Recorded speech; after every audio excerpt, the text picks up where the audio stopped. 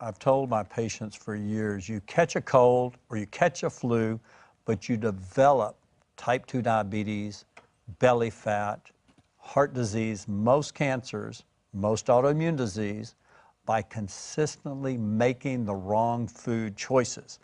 And you see, back in the early 1990s, I awakened one morning with the worst rash on my body I'd ever seen. I'd never seen a patient with a rash this bad. I was on fire. My body was on fire. My arms, my legs, totally on fire, totally red rash. I thought I'd contracted scabies from a patient I'd seen the week before.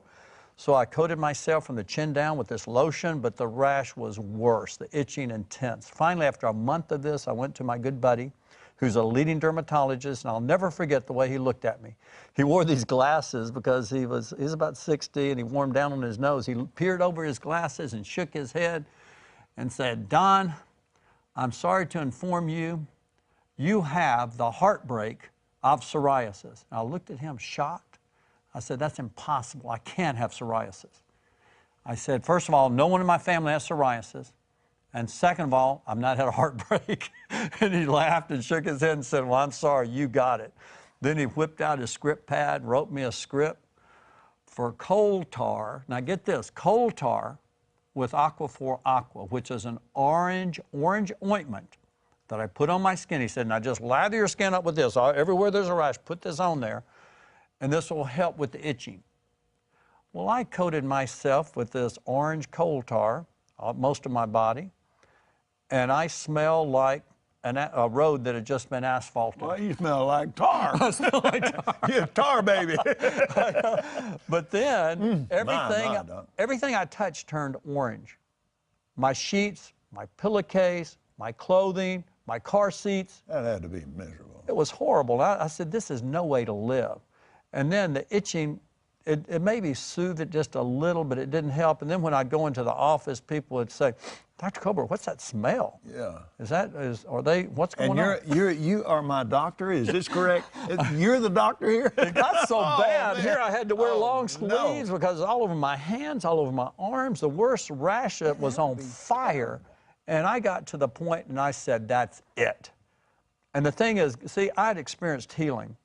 The Lord had healed me of a massive heat stroke with massive rhabdomyolysis of my legs, where my legs were destroyed. Literally, it was like cooking a pot roast where the muscles in my legs ruptured during a run I was participating in real hot weather, and I talk about it in my book, Let Food Be Your Medicine.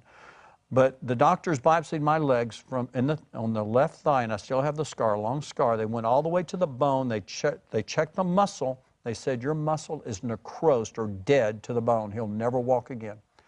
And literally, I watched God perform a creative miracle in restoring the muscles in my thighs, and the doctors couldn't believe it. And I was praying, saying, "Lord, if you can heal me of rhabdomyolysis and dead muscles in my legs, I know you can heal psoriasis, nothing." But the more I prayed, the more he says, "No, my grace is sufficient." And literally, he deposited in me an insatiable desire to find the answer, because I learned when I ate certain foods, it set it on fire. Now, this is a key. The foods I would eat that would set it on fire would be anything fried, anything deep fried. And probably the worst thing was eating fried shrimp, because back then, 25, 30 years ago, I would eat fried shrimp on occasion. Not all the time, but on occasion. Anytime I eat anything deep fried, it literally, the next day I was on fire. I noticed when I went to the beach and swam in the ocean and got exposed to sunlight, I was better. I noticed when I fasted, especially for a day or two, it was amazingly better. But then, to kind of make a long story short, I eventually started training and learning. Almost every weekend I'd go to a seminar and learn under different disciplines, but it wasn't medical doctors I was training under. I was training under nutritionists, chiropractors, acupuncturists, doctors of homeopathy, doctors of alternative medicine, and I learned of some very important principles. But one of the most important things I learned was that your GI tract is reflective of your skin, or your skin's reflective of your GI tract. And if you have a rash, generally speaking, you have some irritation in the GI tract. Well, I didn't realize that. But the thing I didn't realize... Let me see if I'm catching this now. This shows up here. It's already like in your colon. It's in your small intestines. In the small intestine. Correct. So this is already going on in here, right. and then it shows up out here. Correct. There's something irritating or inflaming the small intestine generally. I didn't know because I didn't have an ulcer, but I went back and I started checking. See, back then, I used to, when I'd get a sinus infection, no problem, I'd take an antibiotic. And I'd take it for 5 to 10 days, clear it right up, I could go on working, see, not realizing that the dairy that I was eating was inviting the sinus infection in. And so what I started doing, the antibiotics created a whole series of issues with my GI tract that I had to clear. I had to clear the GI tract, and then I had to remove the thorn because in developing inflammation in my GI tract, I'd also developed severe food sensitivities, which so many people have, but they don't know. Now, food sensitivity is different from a food allergy or a food intolerance. A food allergy occurs, such as one of the most common is a food allergy to peanuts. Certain people, if they eat peanuts, immediately they have hives or an anaphylactic reaction where their throat closes up. It's not an allergy that I'm talking about. It's a food sensitivity. A food intolerance is the most common being lactose intolerance, is you drink milk and you develop diarrhea. It's not that. That's an enzyme deficiency, typically easy to treat.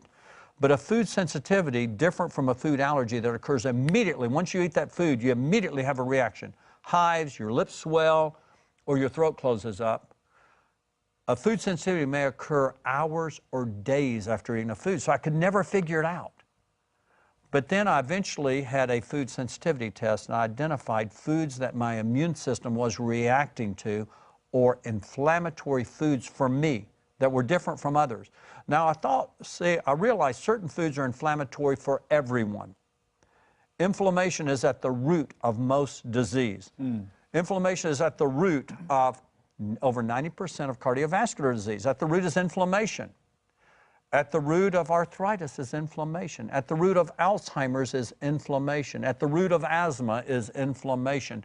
At the root of psoriasis, eczema is inflammation. At the root of most chronic disease is inflammation. Now, certain foods are inflammatory for everyone. And see, I had to learn all this information. Like fried foods is inflammatory to everyone. French fries. My wife, for example, my wife used to get pain in her right index finger. And this was years ago. And it would occur usually hours after eating a certain food. And I said, Mary, I bet you're sensitive to fried foods. And she said, nah, that's not it. And so you don't want it to be. I've been on that road. So one day, she used to love to get these hors d'oeuvres, these potato skins. I said, Mary, you shouldn't have those. Those are deep fried. No, they're baked. No, Mary, they're deep fried. No, they're baked. I said, well, let me ask the waiter. I said, sir, are these potato skins deep fried or baked? He said, oh, they're deep fried. I said, Mary, don't eat it or your finger's going to hurt you. Well, sure enough, the next day she woke up and that index was throbbing. I said, I told you not to eat those potato skins. And so, but see, certain foods are going to inflame everyone. And with arthritis sufferers, the foods that are going to inflame you are going to be those fried foods, excessive amount of meats, the nightshades like I've talked about, tomatoes, potatoes, peppers, eggplant, paprika. But if you eat lots of it every day, as well as dairy. How many patients with arthritis have I gotten them off dairy and their arthritis starts to heal? But also excessive amounts of acidic foods like coffee is highly acidic. So arthritis sufferers, if they drink a lot of coffee, they're asking for arthritis, as well as people who eat lots of meats, lots of shellfish, lots of veal.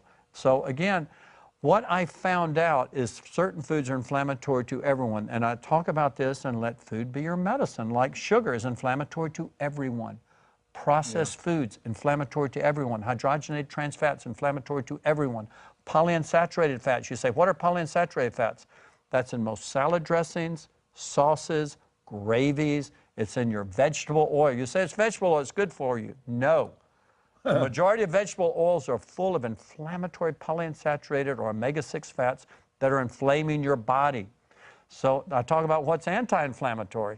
That's the most anti-inflammatory food on the planet. Do you know what it is? No. It's wild salmon, not farm raised. But if you take that wild salmon and you fry it, you've just made it inflammatory. But also, omega-3 fats are extremely good, monounsaturated fats, vegetables, berries, fruits, not the fruit juice.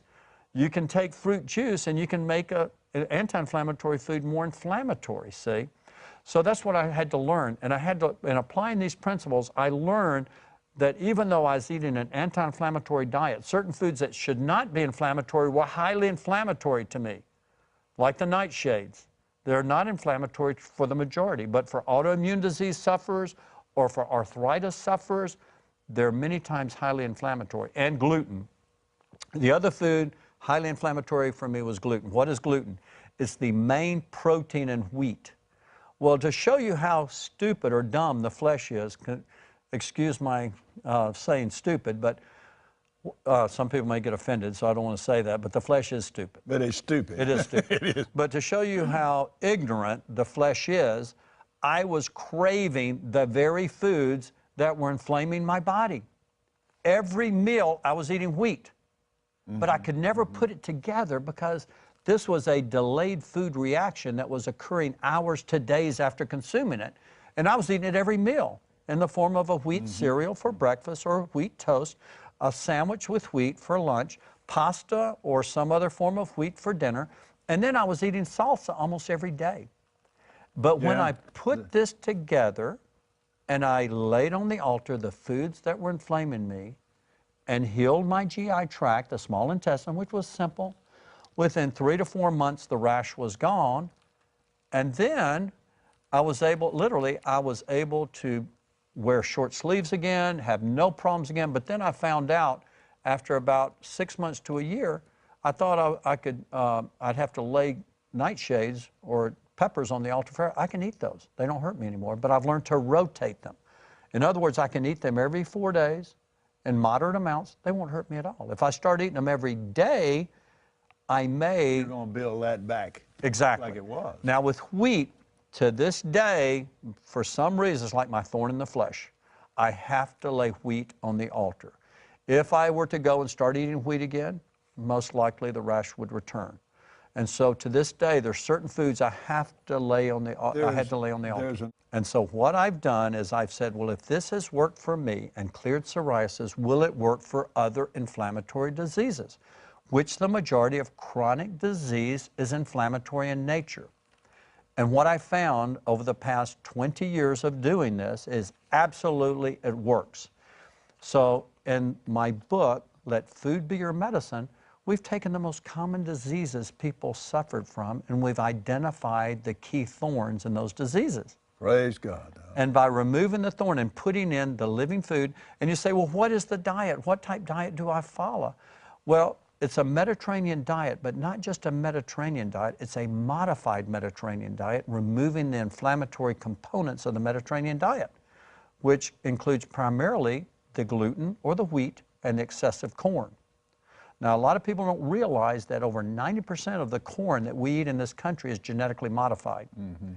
And it's Look, is this true? I read an article that said they have messed with that so badly, particularly making fuel and all of that out of it, that they're not really sure what the original actually was. They've messed it up so bad they can't find the real thing. Well, again, what they've done is they've taken a tremendous plant, God-made plant, and they've genetically modified it to make it resistant to pests or make it where it can be doused with tremendous amounts of Roundup herbicide and still live. But as a result, we've created a hybridized, genetically modified corn that for many people is highly inflammatory to their bodies and especially their GI tract. There's Roundup Ready corn, there's BT corn, but it many times creates tiny microscopic holes in the gut so that the gut doesn't perform its barrier function efficiently, and we get increased intestinal permeability of peptides and proteins that create autoimmune disease. Now, I had to do that, as much as I enjoyed it. And thanks to you and helping me identify it, that no amount of corn will do with me. Well, So, right. and But I'd like to qualify this too. If you choose organic foods, it's not genetically modified. So you can still eat like, and which we do, sure. you know, but Right. I just decided, well, I'm just not going that route. I don't want to go through the pressure of having look at that corn and turn it down. I'm just done with it. And it was one of the things that I really had, like you said, I just had to lay it on the altar. Well, again, a lot of people realize we feed the majority of our corn to our pigs, our livestock, And our then eat it. chickens, our fish that are farm raised in order to fatten them up, but it's highly inflammatory. You and I, Doc and I were talking about this earlier. Real, just a dynamite man of God called Jordan Rubin. You know him personally, Oh, yes, don't I've you? known Jordan for years. Good man. I've missed him he came to the ministry one time and I was gone. But anyway, he made a statement that just almost stunned me. It impacted me so. Praise God. He said, "You are what you eat." No, you are what they ate. And then you ate them. Amen. And I thought, son, come on now. I mean, it impacted me, Doc. That's right. The truth of it. And you know, you really know that. But when it was just put to me like that, Right. I began to realize this is serious business. Well, we don't go out and eat buzzards, but we don't go out and eat roaches and, you know, God's garbage collectors of the land and the sea. But unfortunately, a lot of people are eating swine, pigs, shellfish, and other garbage collectors And that are highly inflammatory, by the way. now tell me if the concept that I have in my mind. I've got a garbage machine here, and I'm going to be putting a lot of bad stuff in this thing. Well, the machine itself is just a piece of metal with a grinder in the bottom of it, nothing different than that. But the kind of stuff I'm putting in there is going to take some special chemicals to get rid of this stuff that I'm doing. Now, I see the natural, the swine, the bottom feeder in the lake is cleaning up the lake. He's got to have some special chemicals of some kind in him to get rid of that stuff or it'd kill him. If we ate what he ate, we'd die in 3 days, man. But then, in that like the pig, for instance, he's got Well, it's because of the fat. He's got a digestive system that'll handle it. Sure, and his fat. Realize a lot of those toxins are transferred to the fat. So the more fat he gets, the body is so amazing that it shuttles a lot of toxic material into the fatty tissues. So now we eat it. I'm turning around, I'm eating the chemicals and so forth, and the process he uses to clean up dangerous, poisonous stuff. Now I'm eating that. Right. I'm not only getting the poison, I'm getting his additives. That's right. Anyway, it was enough to convince me I ain't doing that anymore. Sure.